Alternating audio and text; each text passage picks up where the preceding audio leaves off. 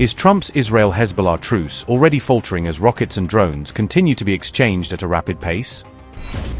As the fragile ceasefire nears its expiry, are both Hezbollah and Israel persisting with retaliatory strikes despite diplomatic efforts? With Israel now revealing details of its operations in Lebanon, is the situation escalating further as Hezbollah responds with counterattacks? As the ceasefire reaches its final phase, will Lebanon see a pause in hostilities, or is the conflict set to continue beyond the deadline? The fragile ceasefire between Israel and Lebanon appears increasingly uncertain as it approaches its expiry. The Israel Defense Forces disclosed that a large-scale operation had taken place in Lebanon prior to the ceasefire period. On April 22, the IDF stated that Israeli troops conducted a raid in the southern Lebanese village of Dibin. According to the IDF, around 70 alleged Hezbollah-linked sites were targeted, and approximately 20 operatives were killed during the operation. A Hezbollah compound was also reportedly entered and cleared by the IDF's 769th Hiram Regional Brigade.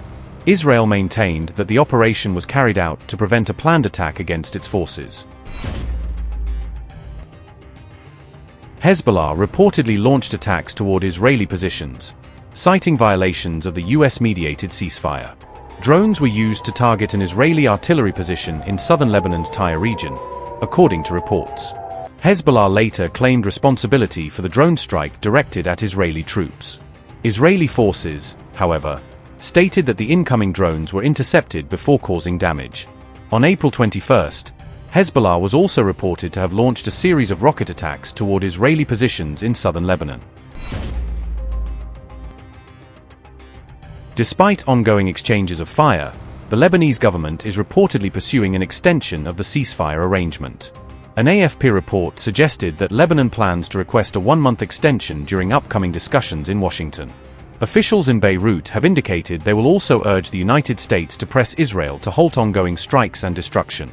The Lebanese government has additionally issued warnings to Hezbollah following the group's rejection of ceasefire discussions. On April 21, French President Emmanuel Macron also expressed support and solidarity with Lebanon.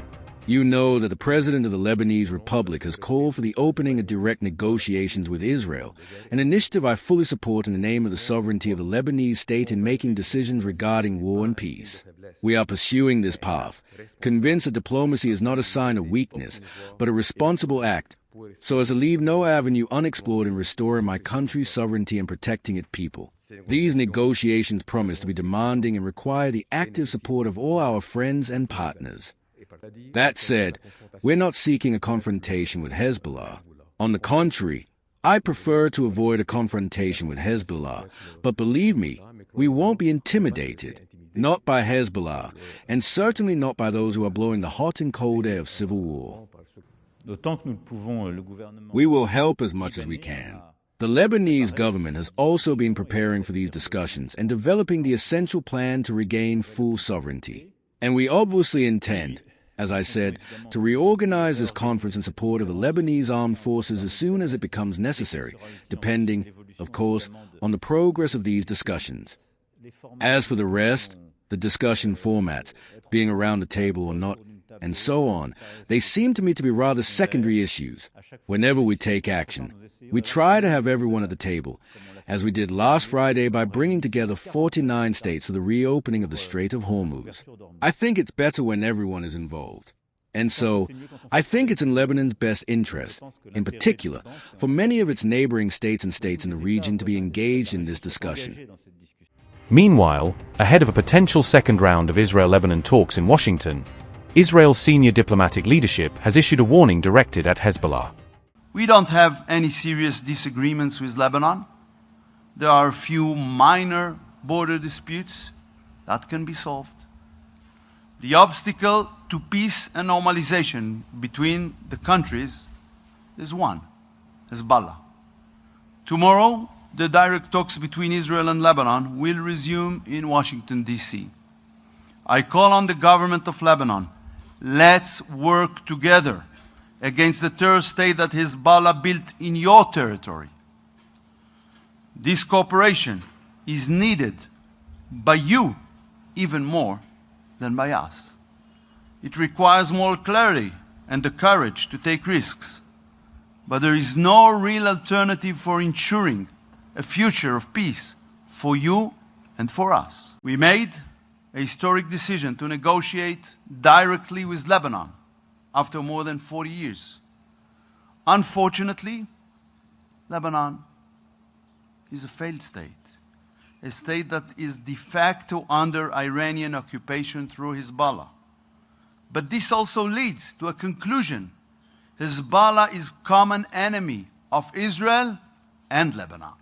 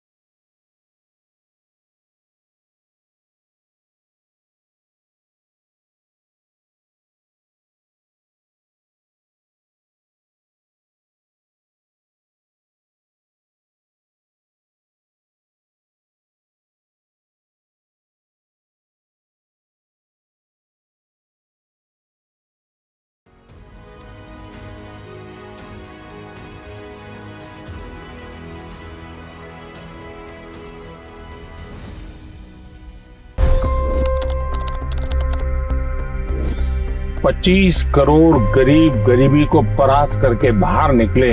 For the good of our nation, let's work together and let's truly make America great again. The fastest news breaks. Requested PM saying that we will have to speak to Putin and to Zelensky. The biggest news makers. The relationship with India is probably the most important bilateral relationship the US will have for the rest of this century. The capital delivered quite an election result today. Expert analysis. The million-dollar question today is how to stop this dance of death. Ground reports. I'm standing at the crossroad of the Kumbh Mela. Behind me are more than 100 entry ghats. Long-form interviews. Exclusionary politics is reflected in Manipur case as well. You don't bother because this is a small state.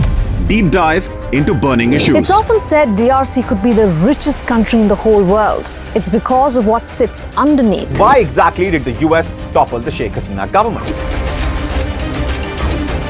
HD videos. We don't just break news, we break it down.